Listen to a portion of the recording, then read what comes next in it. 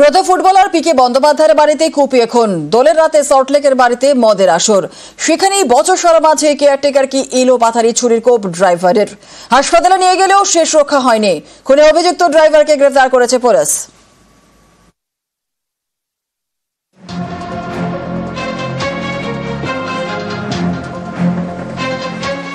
পিকে বন্দ্যোপাধ্যায় ভারতীয় ফুটবলের উজ্জ্বল নক্ষত্র।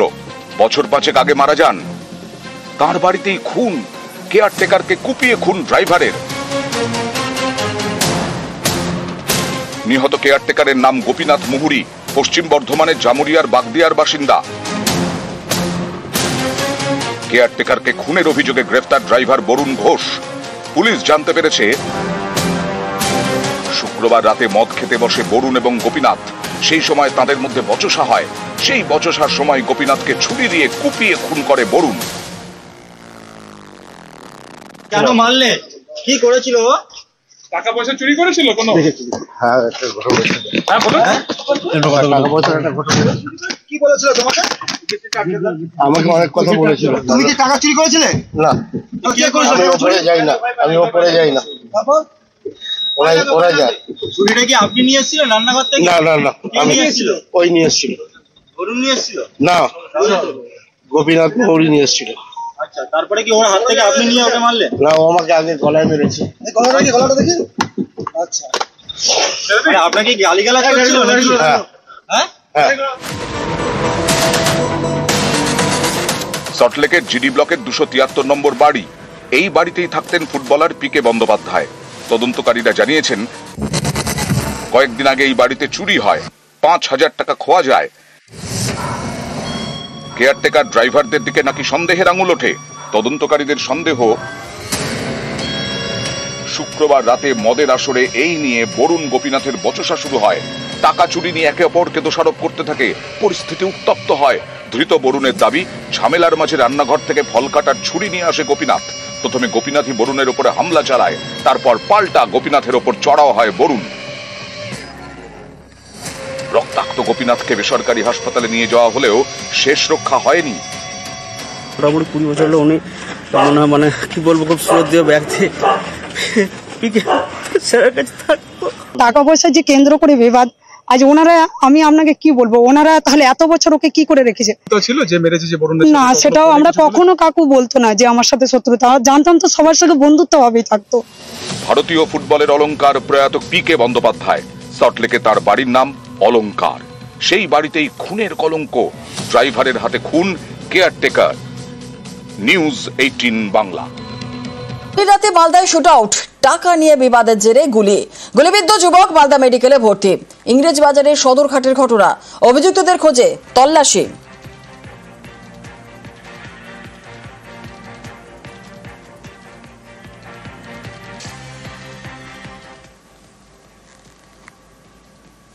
মদের আসরে গুলি করে খুন। দিনহাটার পেটলায় মদের আসরে গুলিতে নিহত তপন বর্মন নামে এক ব্যক্তি। মদের আসরে বচসার জেরেই গুলির অভিযোগ। খুনের অভিযোগ দুষ্কৃতী বন্ধন দাসের বিরুদ্ধে। আর বন্ধনের খোঁজে তল্লাশি দিনহাটা থানার।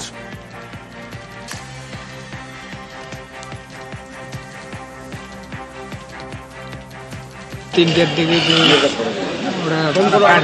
কেমন করে মারামারি হচ্ছে, এতটুকুই শুনলাম। মানে বলতে পারিনি আর কি। মানে কোনো কি গোলাগুলি হয়েছিল কি এরকম কিছু?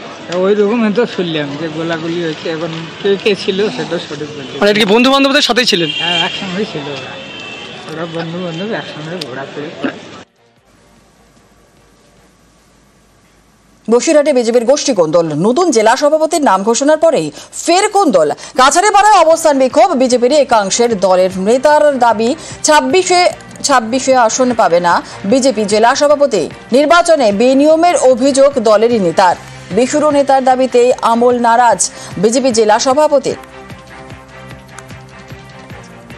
দীপক সরকার এর আগে যে কটা মন্ডল সভাপতি হয়েছে, রাজ্য সভাপতি হয়েছে, প্রত্যেকটা রাজ্য সভাপতি সবার এগেনস্টে বলে। তো দীপক সরকারের মানে রাজ্যে একটা কি বাঁচাও কমিটি না কি সব করেছে।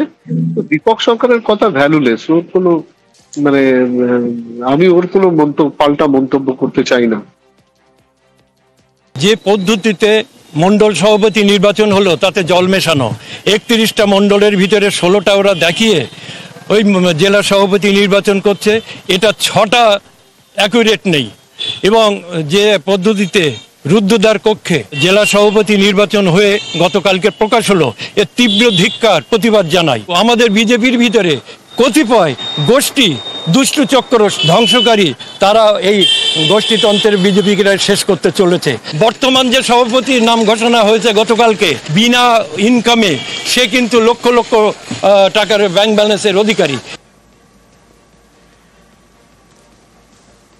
আসছি পরবর্তী খবরে। এগরায় সবুজ ধ্বংস, টেন্ডারের বাইরে 3000 গাছে কোপ।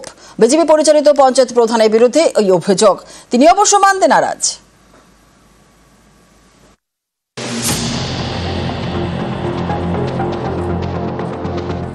মনরেগা প্রকল্পে গাছ লাগানো হয়েছিল, সেই গাছগুলো কেটে ফেলা হচ্ছে। এ নিয়ে চাঞ্চল্যকর অভিযোগ উঠেছে পূর্ব মেদিনীপুরের এগরার জুমকি গ্রাম পঞ্চায়েতে।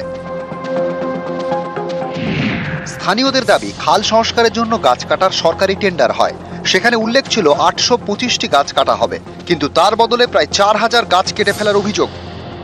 অঞ্চলে টেন্ডার হয়েছিল 825খানা গাছ, 2 ফুটের উপরে ছিল, সেইগুলো কাটছিল 2 মাস ধরে। তারপরে আরও 6500 গাছ ছিল, এমনি সেগুলো কেটে নিচ্ছিল আর কি। সেই জন্য পাবলিক বাধা দিয়েছে। এগুলো এমনি বিনা ফ্রিতে টেন্ডার করে দিচ্ছে প্রধান। গাছ কাটার প্রতিবাদ করেন স্থানীয়রা, তাদের প্রতিবাদে বন্ধ হয়ে যায় গাছ কাটার কাজ। এই ঘটনায় বিজেপি পরিচালিত স্থানীয় পঞ্চায়েতের দিকে উঠেছে অভিযোগের আঙুল। 850টি গাছকে দেখিয়ে অবৈধভাবে প্রায় 4000 গাছ কেটে নিয়ে চলে যাচ্ছে। আমরা বিডিও সাহেবকে এই আবেদনটা করেছিলাম, এখনো পর্যন্ত কোনো তার তদন্ত হয়নি। এখনো পর্যন্ত গাছ কাটা হচ্ছে, আজকে বাধা সৃষ্টি করা হয়েছে। গাছের টেন্ডার তার যেটা আছে তার তার জানে, তার বার করারও সেরকম দেওয়া হয়েছে 825। তারপরে তার কি কেটেছে, কি ব্যাপার আমি কি বলবো, বলুন। কি গাছ কেটে কি হবে? এই খাল সংস্কার এটা সব লিগ্যালি ভাবে হয়েছে, নিয়ম মাফিক হয়েছে। যেটা অভিযোগ করছে যে বেশি গাছ কেটে ফেলা হয়েছে, সেগুলো ভিত্তিহীন অভিযোগ। পূর্ব মেদিনীপুর থেকে পঙ্কজ দাশরথী, নিউজ 18 বাংলা।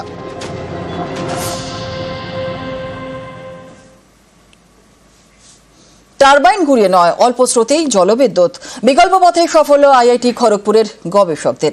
জলবিদ্যুৎ তৈরির নতুন কৌশলকে পর্যটনে কাজে লাগাতে চাইছেন গবেষকেরা, এতে কর্মসংস্থানও বাড়বে বলেই আশা।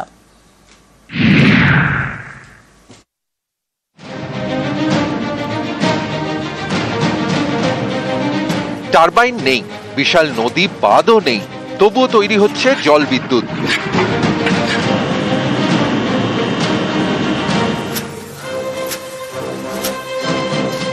পশ্চিম মেদিনীপুরের কেশিয়ারিতে সুবর্ণরেখা নদী। এই নদীর জলকে কাজে লাগিয়ে বিদ্যুৎ তৈরি করেন আইআইটি খড়গপুরের গবেষকরা। জলের অল্প স্রোতেই বিদ্যুৎ, 2024 সালের সাফল্য।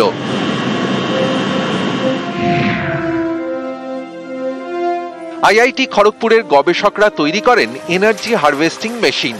এই মেশিনের সাহায্যে অল্প স্রোতেই বিদ্যুৎ।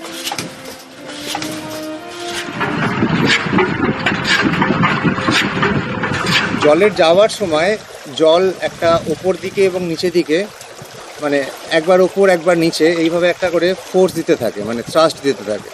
তো সেই মোশনটাকে কাজে লাগিয়ে আমরা লিনিয়ার মোশন থেকে, মানে সরলরৈখিক মোশন থেকে আমরা ঘূর্ণায়মান মোশনে কনভার্ট করেছি, এবং সেখান থেকে জেনারেটর লাগিয়ে আমরা বিদ্যুৎটাকে হারভেস্ট করছি।